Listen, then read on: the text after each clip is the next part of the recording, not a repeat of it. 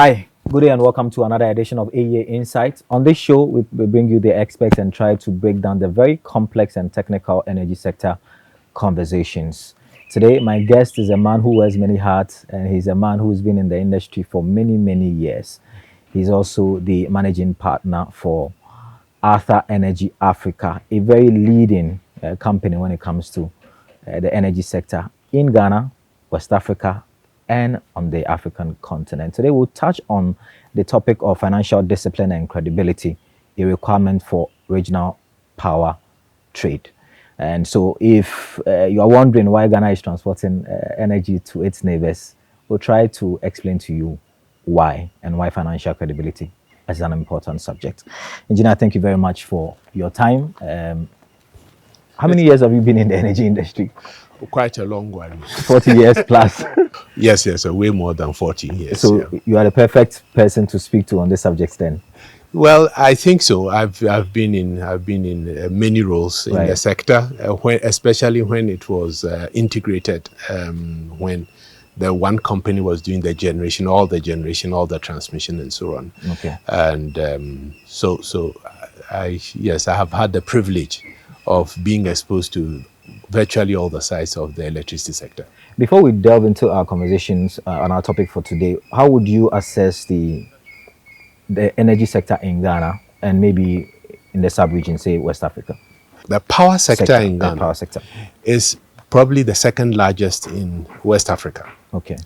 It's only second to Nigeria. Nigeria has way bigger network.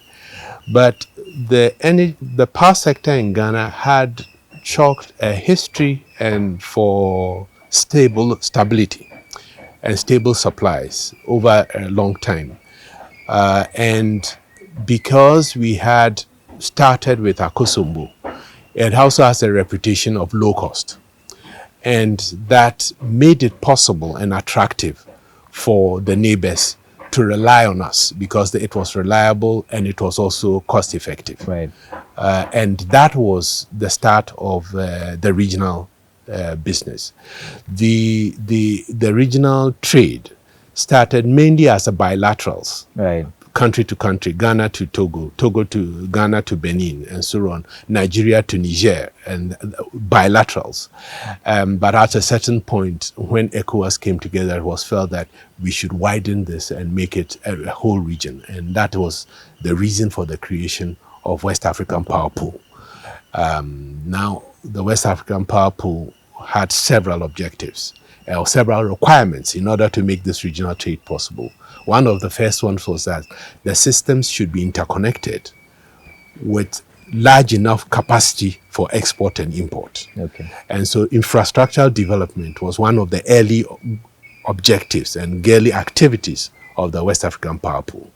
That has essentially, to a large extent, been achieved. Okay. Because now we are almost connected from Nigeria all the way up to Senegal. Okay. And the next level is regulatory environment that makes clear how one can trade in energy across the sub-region. And that is also going forward. But after that, when that gets done, as I was explaining in the first episode, then competition will start. And if Ghana wants to continue to be a significant player in the export of power, we have to anticipate that and prepare for that. So let me understand, if we're all a pool in the sub-region, and we are all pooling our resources, and correct me if I'm wrong, we're all pooling our energy or power resources to share depending on who needs what at what time. How then do we have different pricing such that there's competition and one country has to now look at their pricing model or how much they charge so that they are not beaten by the competition? Well, it's a pool. Right. But once you have the pool, let's take a real case. There are consumers in Liberia now, right, who have been coming to Ghana and asking for somebody from Ghana to supply them power. As in an independent power producer? Independent power producer, wherever, any entity who can provide them power, they want to talk to that person to see how they can get power to them. So you are in Liberia, you can either come to Ghana, go to Cote d'Ivoire, or go to the West to see who has power to sell you. That is why the competition comes, because now you have the infrastructure. So you can buy from whoever in the sub-region, and that is the sense of the pool. You can buy from whoever in the sub-region has the power that you want. Okay. So now let's delve into our conversation proper for today, our topic for today, the financial credibility and discipline, and how it is a requirement for regional power trade. So you sell to a country, I'm sure this would be at the bilateral level, but for some reason they are not paying. I don't know what the arrangement is in terms of this West African power pool. Do they pay upfront? Do you send invoices as and when the power is generated and transmitted to them? And how do you go around the problem of a country not paying you if you supply them power? The power industry is typically on the basis of, has been on the basis of, I supply you, I monitor what I've supplied you, and I give you an invoice at the end. That's the way it had been traditionally. Prepayment meter that we have in the house, it has been a recent innovation where you prepay, more like you buy fuel into your car. You paid for it before you use it. But on the bulk side, it's still the traditional way. We supply you, and after the end you pay.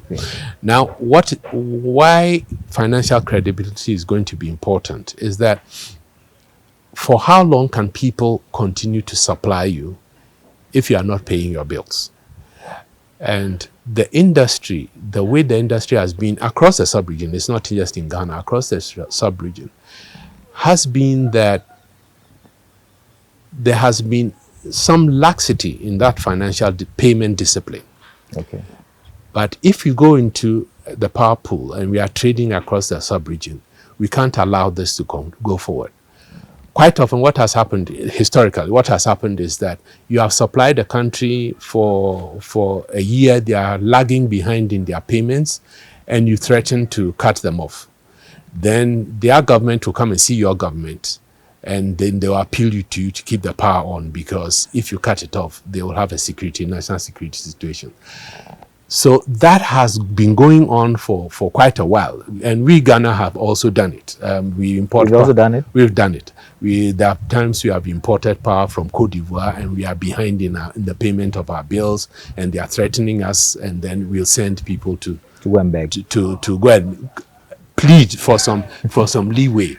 That is going on quite a bit, but that historically was kind of possible, especially when we were using hydro predominantly. Right, which is cheaper.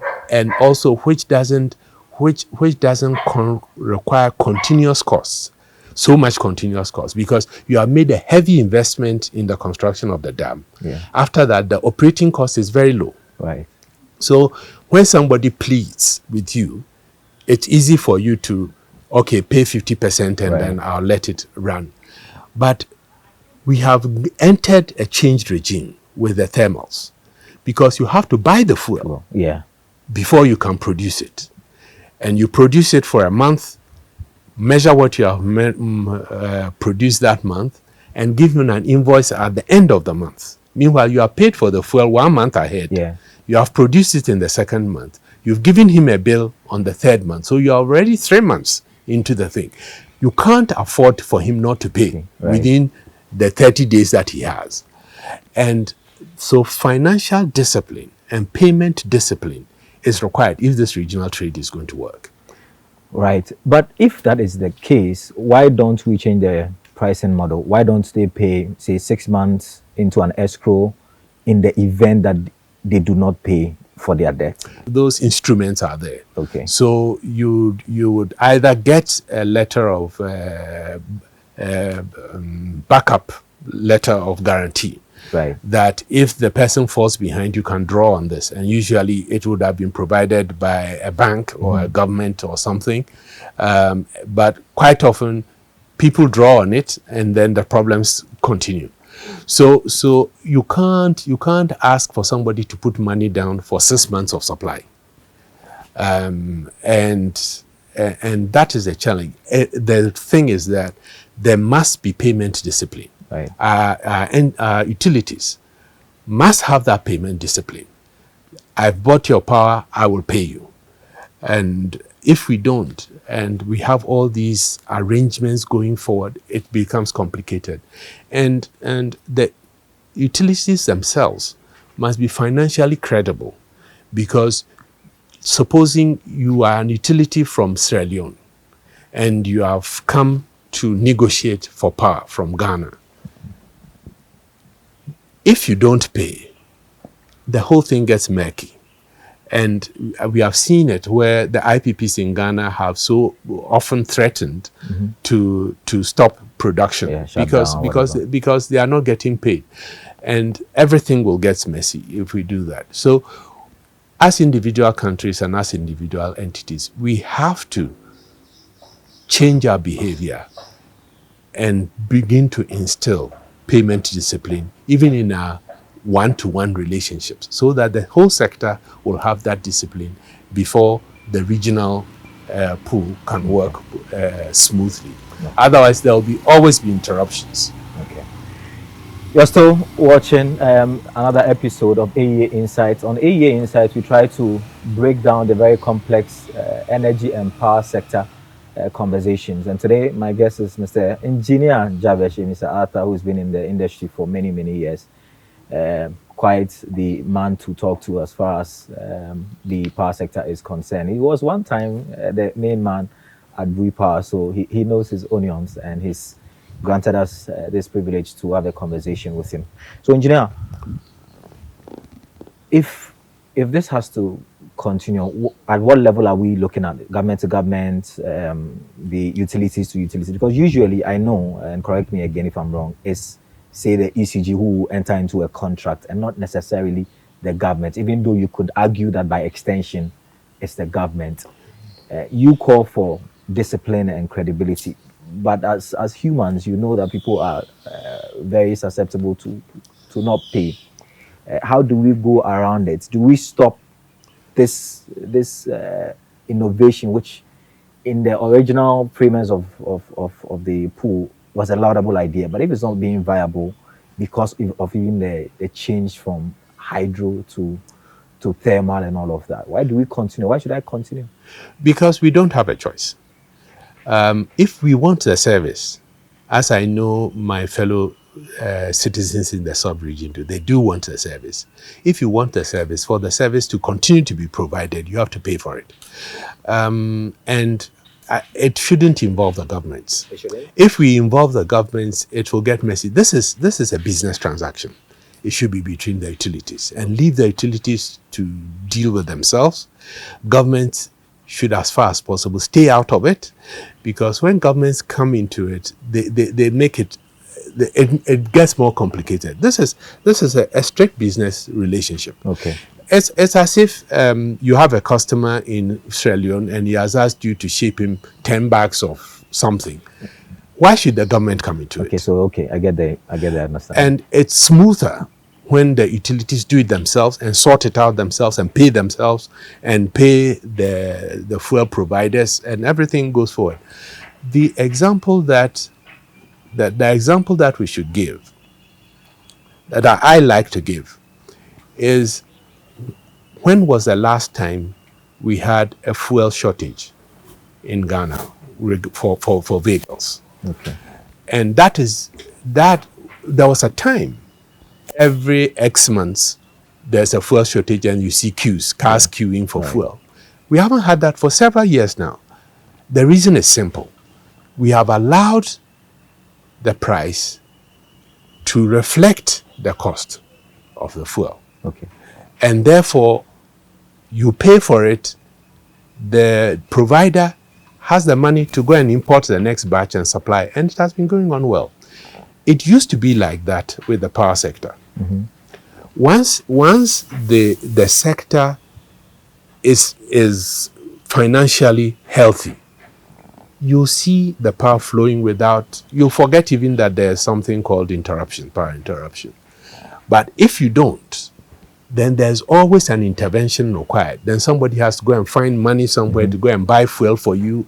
That is not going to be a smooth operation. Okay. With all the challenges that you have mentioned and the need for discipline and credibility, and Ghana being first a victim and also being a culprit, how have we changed our strategy to go around the issue? I'm not sure we have changed our strategy enough. The fact is that we have to get our utilities to be financially healthy. If they are not healthy, they cannot engage in this regional trade. They will always be coming to their father, which is government, asking them to go and beg somebody for them, or to go and find some money for them to go and pay some old debts. That is not sustainable.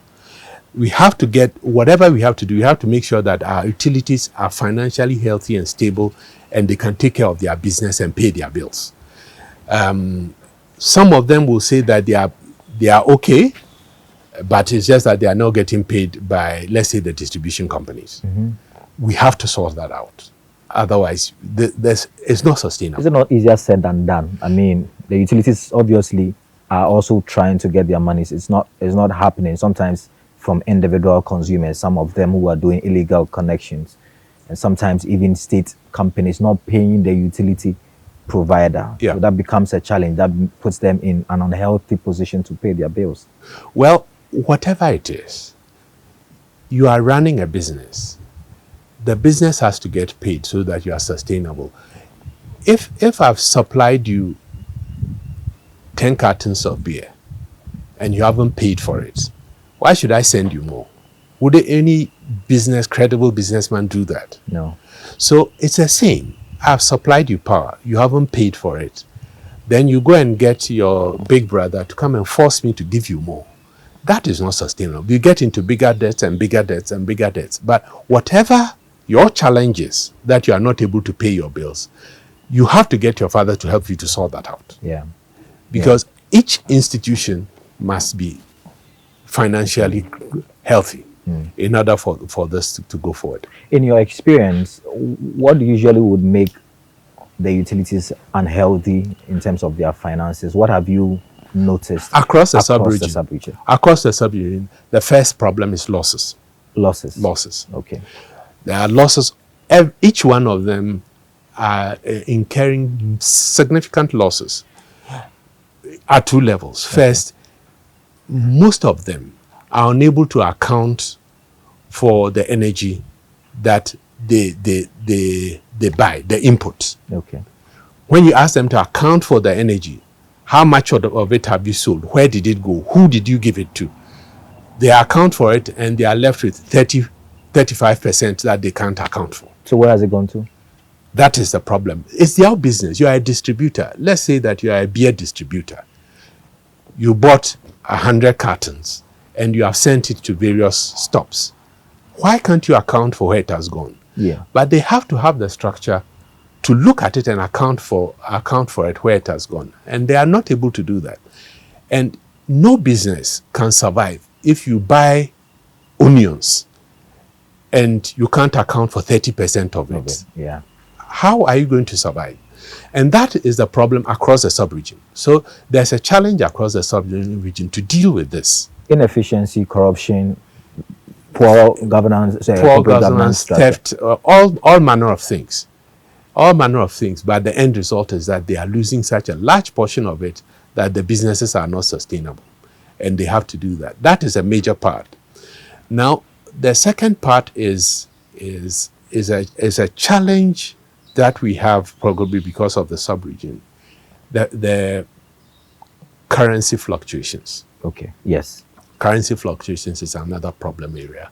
What happens is all the equipment and all the fuel that you use for thermal generation is imported. The crude oil, the gas is all priced in dollars. Right. And then you are selling the product in cedis. So when something goes wrong, when the exchange rate changes, you have a burden. And the challenge is, how do you let that reflect the cost as closely as possible? Right. And most of the utilities in the sub-region and the regulatory environment in the sub-region, apart from one or two, where they price it in dollars, they have this problem. But the starting point is the losses incurred by the utilities and their inability to account for the energy that they bought. As a layman, I've heard this argument: forex exchange losses and all. How do we solve that? I know you experts say we don't pay the realistic price of the electricity that we use. Is that your belief as well? Well, we will only see that in reality when the first step is to account for the energy that was input into you. Okay. We'll only see that when you have dealt with that, then we will see whether what is being paid is adequate. Okay. So the utilities have a challenge across a sub-region, as I was saying, that they have to improve the management of their business such that they are able to account for the commodity that they bought and where it has gone. Okay. What about political instability? Has there been a case where a country or a utility company in a country is unable to pay because there's political instability? We have seen a lot in the Sahelian regions these last few years. I don't think it's instability by itself, but the fact that the governments have tended to use pricing to influence voters. Right. And one of the things that I believe governments don't understand is that the volumes of money, the amounts of money involved in the power sector are so huge that if you ask an utility to reduce their rate by 0.5 cent, they have no idea the impact that it will have. I've heard governments say that, oh, okay, the rate should be 10, but charge 9.5, I'll pay you subsidy. The difference. When they are making those things, it appears that they are not aware as to the amount of money you have. Yeah. And none of our governments have the deep enough pockets to keep paying that difference. And so they pay it for a month or two, and then they fall back, and then the whole problem comes. So it's crucial that if we are going to have stable supply, that we get government out. So deregulation.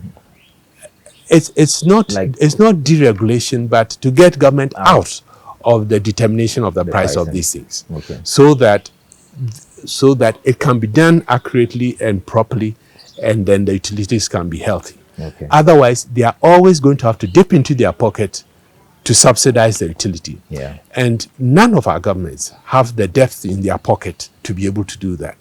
And that's what creates a problem. All right. As an expert, your closing thoughts on any business or individual who has the deep pocket to want to venture into the power sector and try to add to the West African power pool. If somebody came to consult you and said, is it a viable business to put my money into? What would your answer be? That is going to be one of the challenges, that for people to put their money into the sub-region in the energy sector, they are going to have to see the prospects for it being returned with interest. And when your utilities are not healthy, they are not unable to do that. And that is going to be a challenge for infrastructure development as well, because the sectors are not healthy. Nobody wants to put their money. We have talked about encouraging the private sector to invest in the infrastructure. It won't happen, because who will do it and end up with a debt that he's struggling to collect? So it is in our own interest to get these things, to get our institutions financially healthy. Okay. And then they will be able to trade. And if Ghana, we want to maintain a position, an export position, we have to hurry up and get our utilities in a financially strong position so that they can be active players in the sub-region and go for it. Thank you very much, sir, for your time. It's been an insightful conversation, even for me as a layperson. And so I'm sure this is going to spark a wave of conversations and see how it ends up. Hopefully, the utilities are able to put their house in order across the sub-region. Yes, we as the citizens of a country Right. have an interest in making sure that the utilities get right. Right. It's going to be important for us to understand what it is and to allow our governments to do what they need to do in order to get the utilities healthy. Okay. And it will inure to the benefit of all of us. Thank you very much. This has been another edition of AEA Insights, and like we mentioned on this show, we try to break down the very complex topics to the very barest minimum for your understanding. AEA Insights is also powered by Arthur Energy Africa, a leading consortium as far as power and energy in Ghana, West Africa, and Africa is concerned. My name is Daniel Ojo. Today, my guest has been Engineer Jabesh Amissah-Arthur. We'll come your way another time with another edition. Until then, it's bye-bye for now.